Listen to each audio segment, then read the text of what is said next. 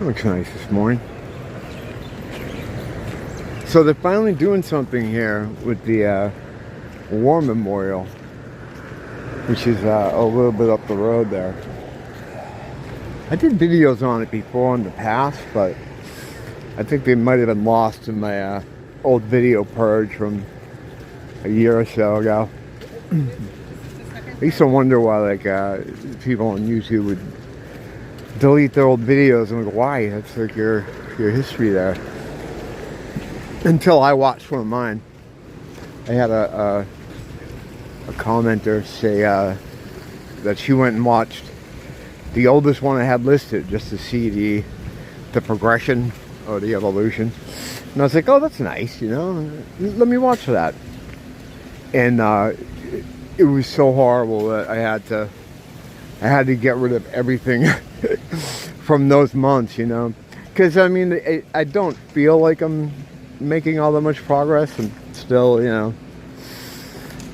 I mean, a little bit. Sometimes I'll do one, and when I'm finished, I'm like, well, that wasn't horrible, but it's very much still like, working on it. But man, some of those old ones were bad. But I think it might have been among them. Again, I don't have a good system of keeping track of these things. I don't number any of them. I never thought of to do that. So it's kind of hard to find stuff. Anyway, all that bullshit aside. Yeah, I've been over there a couple times, and it's really cool. It's like a little mini auditorium. It's a World War I monument. And it was used for like little swimming competitions and different things. Nia used to hang out there when she was a kid. She said it was a good place to trip. And her friends used to go down there and, hang around. And then it closed in '79. For some reason, they shut it down. I'm going to do a video on it where I go there again, either later today or tomorrow. And I'm going to read up a little bit more on it before I go there, so I can have a bit more information on the whole thing. But yeah, for whatever reason, they closed it down. And it's been closed since, '79. And it's beautiful. Beautiful. I remember saying when last time I was over there, like, why aren't they doing anything like this? And this woman, Donna Ching, this local woman who's involved with some different outfits locally as far as historical stuff, she said the same thing. She was like, I was in there looking around, you could see, a nice view of Waikiki from up there. And I felt like, why aren't we doing anything like this with this? So I guess finally they are. They want to have the work started in earnest by 2027. So I'm sure there'll be some kind of prep work, maybe some survey work, first, to go in and get all that squared away. And speaking of survey work, I'm going to use my old civil engineering skills to see what I can pull up at the town hall about that place. Because I was primarily, with the research I used to do was property research, for like banks and lawyers and stuff. So and for people like just homeowners who want to know what they had. You can pull up a lot of information that way too. So I'm gonna arm myself with some knowledge before I do the video. But yeah, it's just a real cool place. The architecture is it's not overly like, it's not one of those places where you're like, wow, we didn't build this. No, it might have been built by us. I could be wrong. I haven't looked into it that deeply yet. But it is beautiful. And it's just been sitting there unused. You can't go in it. It's all like fenced off and stuff. But yeah. God bless Donna Ching for real. I don't know why it took so long. Like, no one cared. No one thought about it. It could be used as a resource for the city, and they could have different events at it or something. And I don't know. I think did something happen there? Did someone drown there or something? I think Nia was telling me that. I'll get some of her memories about the place too. But yeah, it's a real cool old building. And I can't wait to see what they do with it. I see this guy like every morning now. I walk near to work and then usually come up here. And I see the same guy. What's up, buddy? Can you give me a yell? When I got here this morning, he was standing in front of the door over there. Like he was trying to get in there. Like he was waiting. There we go. Thanks, bud. The other day I was messing with him. And yeah, I shouldn't. But I recorded him doing that. And I kept playing back the recording. And it was freaking him out. Because he's like, oh my God, that sounds like me. So throw us in here. Yeah, I still, making a wish there is probably the only kind of OCD thing I still do. I know that's not how anything works. And that's what cured me of the OCD is the God thing. God coming back into my life cured me of a lot of things. And one of them was my OCD. I used to be one of those guys that if I was leaving a room and I flicked the light on, not always, but if I didn't flick it right, I'd spend a minute there flicking it on, off, like a certain number. I had to do a lot of things in even numbers, like opening a door or whatever the fuck it was. And the thought in my mind, and I've heard other people with OCD, compulsive shit, say the same kind of thing. If you don't do it, you feel like there's some kind of doom, some nebulous kind of bad luck or something is going to happen if you don't do it. It's fucking mental. But yeah, I used to not walk under ladders. I used to get freaked out by cats, all the shit. And then reacquainting myself with the Lord just took all that stuff away, because I was like, wait a minute, the universe does not work like this at all. This is just a madness that I had picked up. A lot of stuff is like that, coming back to God after so long. It's like, I was thinking the other day how perfect everything turned out for me, versus what my teachers and everyone around me told me what my future is going to be like. Basically pumping gas under the bridge. I'm not saying there's anything wrong with pumping gas. It's actually a cool job, especially if you get the overnight shift. But that's always the teacher thing. Like, you're gonna work at a gas station. But yeah, I was gonna be pumping gas under a bridge. And when everybody's telling you this, again, these are spells, magic.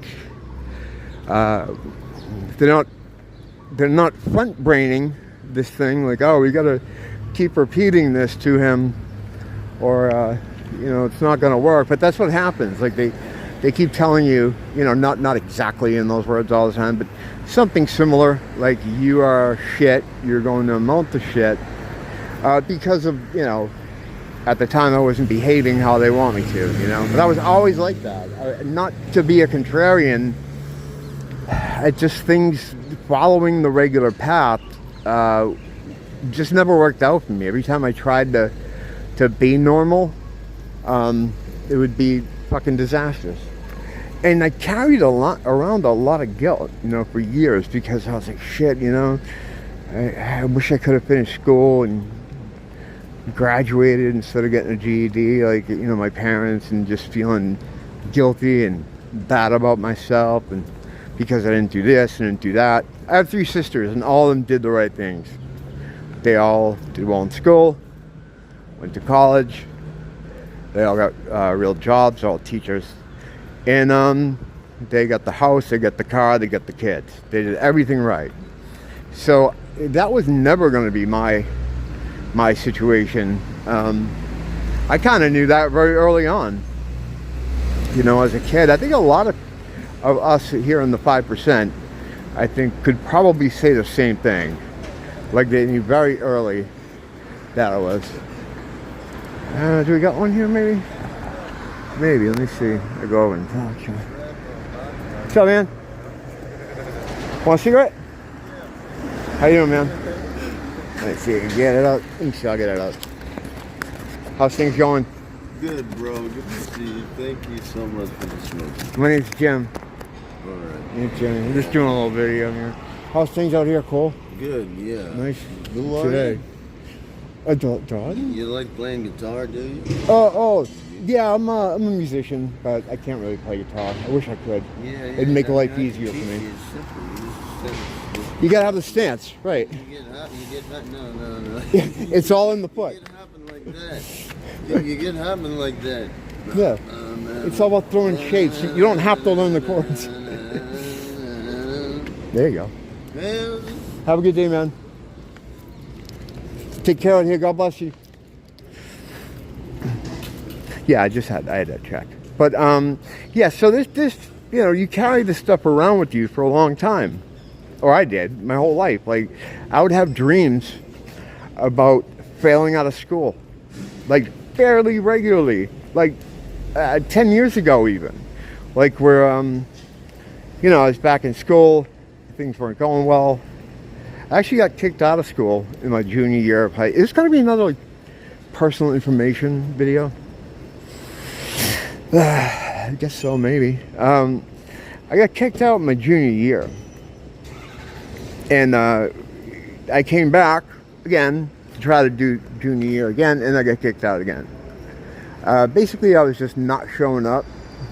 And not only was I not showing up, but I was like getting my friends to skip too. And one time, you know, they tried to nail me for kidnapping. As crazy as it sounds. Yeah, they had a lot of weird ideas about me and my friends. But anyway, I was got one of my girlfriends at the time to skip school with me. I was a junior, right, and she was a freshman. Yeah, so I mean, I don't know how old she was, underage for sure. And I went to the beach with her, to Hampton Beach, which is New Hampshire. How they found this exact information out, I don't know. But they said it was taking a minor across state lines. Even though I was a minor myself at the time, you know. And so they fucking were going to make a big stink about it. However, she was good friends with my sister. And her family knew mine. And so when they called her family to tell them that it's considered kidnapping, they were just like, whatever, you know, and blew it off. And they were not happy about that. Yeah, they really didn't like me there. Because, well, here's what it is. And I know this sounds schizo. But when you're in the 5%, they figure out you're in the 5% very early. You know, I was talking about being in the GATE program a few weeks ago. They try to figure this stuff out when you're a kid. And then once they realize that you're in the 5%, and what I mean by 5% is there's allegedly, or what we figured, or, you know, other people figured too, it's not just my thing. And this goes back to other cultures a very long time, where the idea is that not everyone, for shorthand purposes, has a soul. A lot of people that you see walking around you are just creations of the OS. They're just like the same as a tree or a rock or something. They don't have a divine connection. They're not connected to God. I always liken it to tools, like system tools in a program. Like how Photoshop, you can pick a brush, a certain kind of brush. That's what a lot of people are. You still have to be not nice to them though. And treat them like you want to be treated.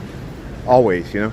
But anyway, once they determine that you're a 5%er, Not to be, I don't know if I can, I don't know about using that name. I think that's a motorcycle. But that's what it is. It's 5% of us, you know, and 95% is are the robots here. Once they determine that, everyone around you becomes weaponized, like an Agent Smith type of character, to different degrees. Now, of course, they're not aware of this, but the system works through them as they are part of the system. They are system tools. So everyone around you is always trying to keep you from realizing what you are, realizing you are in the 5%, keep you on the game plan of the 95%. And that extends to everybody around you, in my opinion. Your family will do it to you, your friends, your teachers. They don't know they're doing it, you know, but that's kind of how it is. And everything they do when it comes to you will be in service of the system. They fear us, they're afraid of us, because they know that were we to really have our vibrational frequencies aligned, enough of us at one time, this all evaporates, it's all over. Because they're using our energy to create this place. They're using our fears to create the details, our imagination, to make this shit world they have. Not, you know, it's nice here, but you know what I mean? The whole system is being created by us.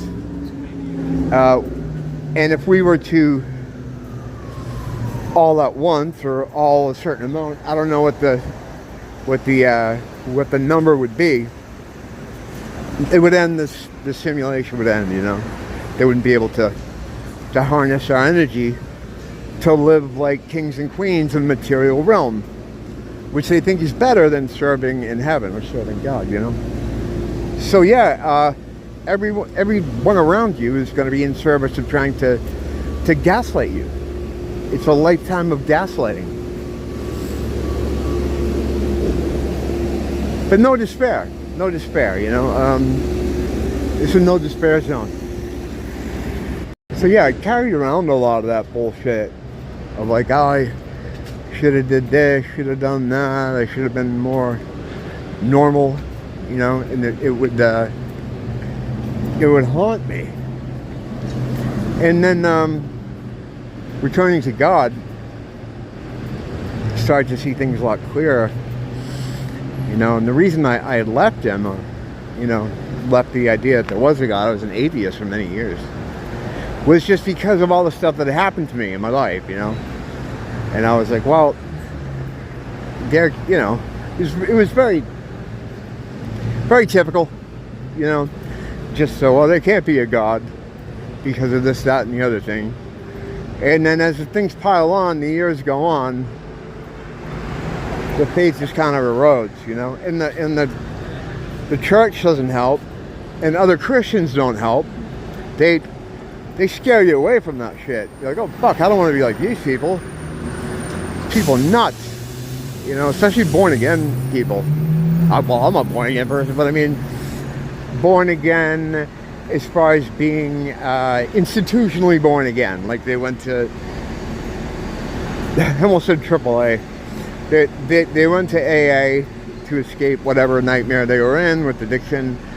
So now they're super strict about the Christianity thing, because they feel like if they don't stick to this, they're going to slip back into a bad life, which means you also have to stick to it, you know. So that can become annoying.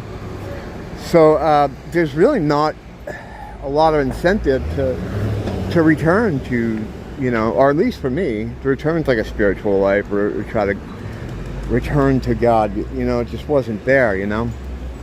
And it came to me from the opposite end, you know. When I first started working with, well, not working with, but encountering demons, like demonic entities, I still, even though I started to realize what they were, and I'd always known that people work with them, worship them, the people at the highest levels of our government would do blood sacrifice, all the shit. I still wasn't 100% on the God thing. You know, it's like, well, I just couldn't in my mind say, well, if these things exist and they're real, there must be a God. I still wasn't. Like, I still wasn't there. But eventually, those experiences brought me to come back to God and to talk to God. And when I did finally, you know, it was a pretty heavy moment, you know, because it was a moment, it was a thing. I mean, it was a moment on top of other smaller moments, you know. And I remember apologizing. He said, I'm sorry, I didn't know, I'm sorry I abandoned you, you know. And he was just cool about it. He was like, that's fine, I knew you were going to. You know, I knew you were going to. Now, of course, he doesn't say this, right? He speaks to me, as I'm sure many others have a certain way that the Lord speaks to them, in feelings, really. It's something I perceive from the ether. And then I kind of picture it in my head. You know, my idea of, usually when I think of God, it's just like the regular standard Jesus, fucking, the old regular Obi-Wan Kenobi look. It's just the iconography that's stuck in my head. But, please, always ask me for cigarettes. I'm smoking one right now. I gotta put it out. Sorry, guys. Hang on 1 second.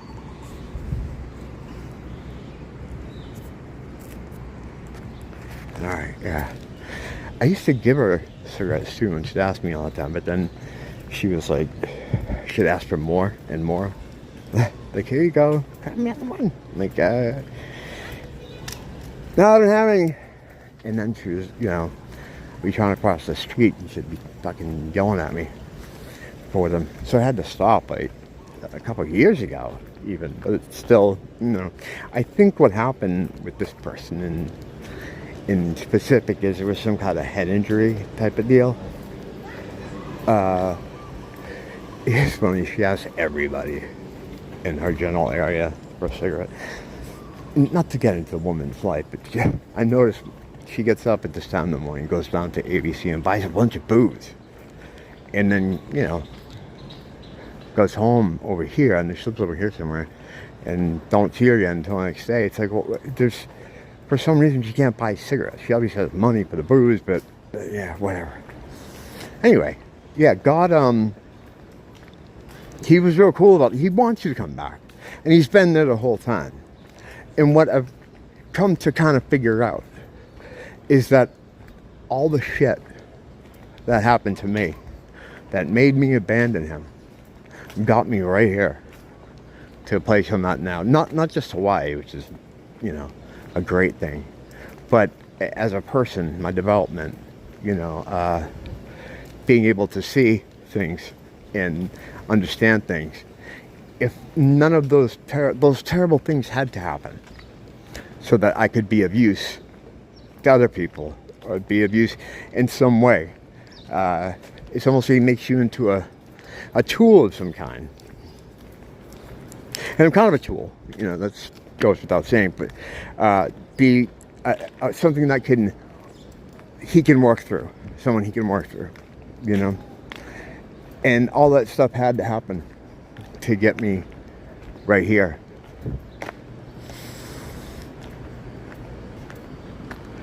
And then all the disappointments, not finishing school, not, you know, settling down, not, you know, being a normal person, it all had to happen. Even the real bad stuff, you know, the real bad stuff that happened to me had to happen, you know, to get me to this precise place, being the guy I am. And I'm fucking psyched about how things turned out, you know. So a lot of times as I'm like going through my day, you know, having a hard time believing like how great things turned out, you know, I'll always hear one of those school teachers like, you're gonna end up pumping gas under a bridge. Yeah, they were wrong. I don't think they really meant that. I think, like I was saying, they're working for the system. They had to regurgitate the bullshit, you know.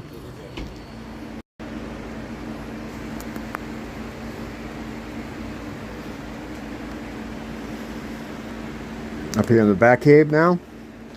Yeah, all those things had to happen You know, and like even the real bad things, some of the worst things, if they didn't happen, it would change who I am right now. Like people always say God works in mysterious ways. I guess, yeah, you think that when it's happening to you. But with distance, it's very obvious to me. It's all very obvious, like why that had to happen. Why this had to happen. Well, that had to happen so I could learn about that. That had to happen so I'd be interested in this. That it's all like it was perfectly calibrated to make who I am now and what my life is now, what I'm doing now, and the way I look at stuff. And it's, you know, it's personal to every individual. It's a different thing for everybody. And but it's good. You know, if you're thinking of coming back to God, or you haven't already, I bet you have. If you're in our little group here, he wants to talk to you. You know, you don't. He'd be psyched, especially if he hasn't heard from you in a while. So get in touch with him. Thanks for dropping in. Till next time, don't blame the teacher, blame the school.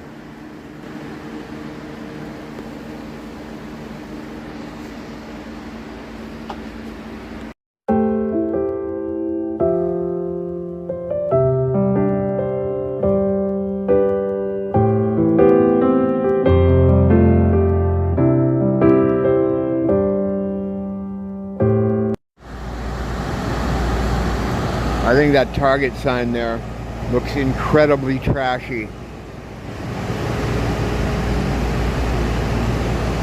I mean, it just makes it look really trashy. It's the only word the best word I can think to describe it.